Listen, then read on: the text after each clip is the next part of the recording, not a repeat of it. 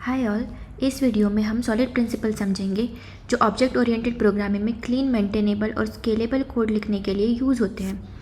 मैं हर प्रिंसिपल को simple definition और कोड एग्जांपल के साथ एक्सप्लेन करूँगी। तो हमारा सबसे पहला प्रिंसिपल आता है single responsibility principle. It means a class should have only one responsibility. जिसे हम बोल सकते हैं कि एक क्लास का सिर्फ एक ही काम होना चाहिए। अगर एक क्लास के मल्टीपल काम होंगे तो फ्यूचर में चेंजेस हैंडल करना मुश्किल हो जाता है। जैसे कि हम इसका एक बैड एग्जांपल देखते हैं। यहाँ यूज़र सर्विस क्लास दो काम कर रही है, एक यूज़र ऐड करना और दूसरा ईमेल भेजना। अगर कल ईमेल लॉजिक चेंज होता है तो हमें यूज़र सर्विस चेंज करना पड़ेगा, इसलिए ये एसआरपी को वायलेट करता है। अब हम गुड एग्जांपल देखेंगे। इस बेटर डिज़ाइन में हमें रिस्पॉन्सिबिलिटी स्प्लिट कर दी है।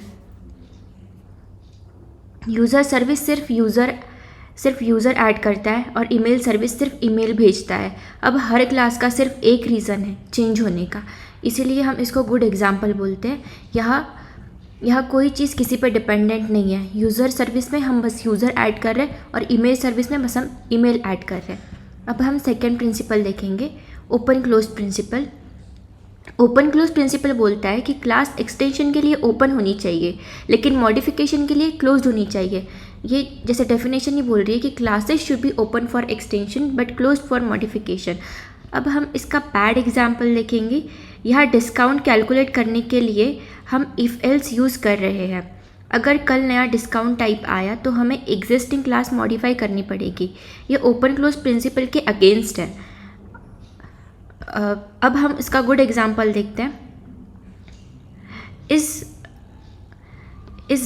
इस बेटर डिज़ाइन में हमने इंटरफेस बना दिया है। हर डिस्काउंट का अपना क्लास है। अगर नया डिस्काउंट ऐड करना हो तो सिर्फ नया क्लास बनाएंगे, एग्जिस्टिंग कोड को टच नहीं करेंगे। जैसे हम यहाँ देख सकते हैं कि यहाँ पे हमने एक इंटरफेस बना दिया है जहाँ पे बस एक अप्लाई मेथड है और बाद में हमने दो क्लासेस बनाई है डिस्काउंट की, जहाँ पे एक स्टूडेंट डिस्काउंट है और एक सीनियर डिस्काउंट है जो इम्प्लीमेंट कर रहा है डिस्काउंट। तो यहाँ पे हम बस एक्सटेंड कर रहे हैं चीज़ें, यहाँ पे हम किसी क्लास को मॉडिफाई नहीं कर रहे हैं। तो हम इसे बोलेंगे ओपन क्लोज प्रिंसिपल। अब हमारा थर्ड प्रिंसिपल आता है Liskov substitution principle. Liskov substitution principle ये बोलता है कि चाइल्ड क्लास को पेरेंट क्लास की जगह यूज़ करने पर प्रोग्राम का बिहेवियर ब्रेक नहीं होना चाहिए। जैसे कि यहाँ पे मैंने डेफिनेशन भी दी है कि objects of a superclass should be replaceable with objects of its subclasses without breaking the expected behaviour. तो यहाँ व्हीकल क्लास बोल रही है कि हर व्हीकल के पास इंजन होता है। मोटरसाइकिल के लिए ये सही है लेकिन बाइसिकल के पास इंजन नहीं होता। जब हम बाइसिकल को व्हीकल की तरह यूज़ करते हैं तो program run time exception throw कर देता है, इसलिए ये एलएसपी वायलेट करता है। तो अब हम देखते हैं इसका करेक्ट या फिर गुड एग्जांपल। जैसे कि इसका करेक्ट अप्रोच यह है कि हम बिहेवियर को सेपरेट कर दें। सिर्फ वही व्हीकल्स इंजन व्हीकल इम्प्लीमेंट करें जिनके पास इंजन है। अब बाइसिकल को ज़बरदस्ती इंजन रिलेटेड मेथड इम्प्लीमेंट नहीं करनी पड़ रही। So this is nothing but the list-cost substitution principle. And the next one is interface segregation principle. Interface segregation principle बोलता है कि किसी क्लास को उन मेथड्स को इम्प्लीमेंट करने के लिए फोर्स नहीं करना चाहिए जो उसके काम के नहीं है। यहाँ पर मैंने डेफिनेशन भी लिखी है कि a class should not be force to implement methods it does not use. जैसे कि इसका बैड एग्जांपल हम देखते हैं कि यहाँ वर्कर इंटरफेस में वर्क और ईट दोनों मेथड्स हैं। ह्यूमन के लिए ठीक है लेकिन रोबोट के लिए ईट का कोई मतलब नहीं है। रोबोट को या तो एक्सेप्शन थ्रो करना पड़ेगा या एम्प्टी मेथड लिखना पड़ेगा, जो गलत डिज़ाइन है। अब हम इसका गुड एग्जांपल देखते हैं।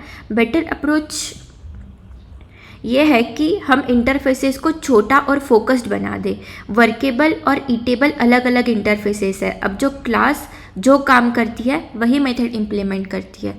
तो यही हमारा हो गया इंटरफेस सेग्रीगेशन प्रिंसिपल। अब हम लास्ट प्रिंसिपल देखते हैं। The last principle is dependency inversion principle. The dependency inversion principle ये बोलता है कि हाई लेवल क्लास को डायरेक्टली कॉन्क्रीट क्लास पर डिपेंड नहीं करना चाहिए, बल्कि इंटरफेस पर डिपेंड करना चाहिए। यहाँ नोटिफिकेशन डायरेक्टली मैसेज सर्विस पर डिपेंड करता है। अगर कल ईमेल की जगह SMS भेजना हो तो हमें नोटिफिकेशन क्लास चेंज करनी पड़ेगी। वैसे ही अब हम इसका गुड एग्जांपल देखते हैं कि मैसेज सर्विस एक इंटरफेस है, नोटिफिकेशन को फ़र्क ही नहीं पड़ता मैसेज ईमेल से जा रहा है या SMS से जा रहा है, बस जो भी सर्विस मैसेज सर्विस इम्प्लीमेंट करेगी नोटिफिकेशन उसी को यूज़ करेगा। ये लूज़ कपलिंग और फ्लेक्सिबल डिज़ाइन है। तो यही हमारे सारे प्रिंसिपल्स हो गए। तो सॉलिड प्रिंसिपल्स फॉलो करने से कोड ज़्यादा क्लीन, टेस्टेबल और स्केलेबल बनता है। इंटरव्यूज़ में भी ये प्रिंसिपल काफ़ी इंपॉर्टेंट है। अगर आपको वीडियो यूज़फुल लगा हो तो लाइक, शेयर और चैनल को सब्सक्राइब ज़रूर करें। Thank you.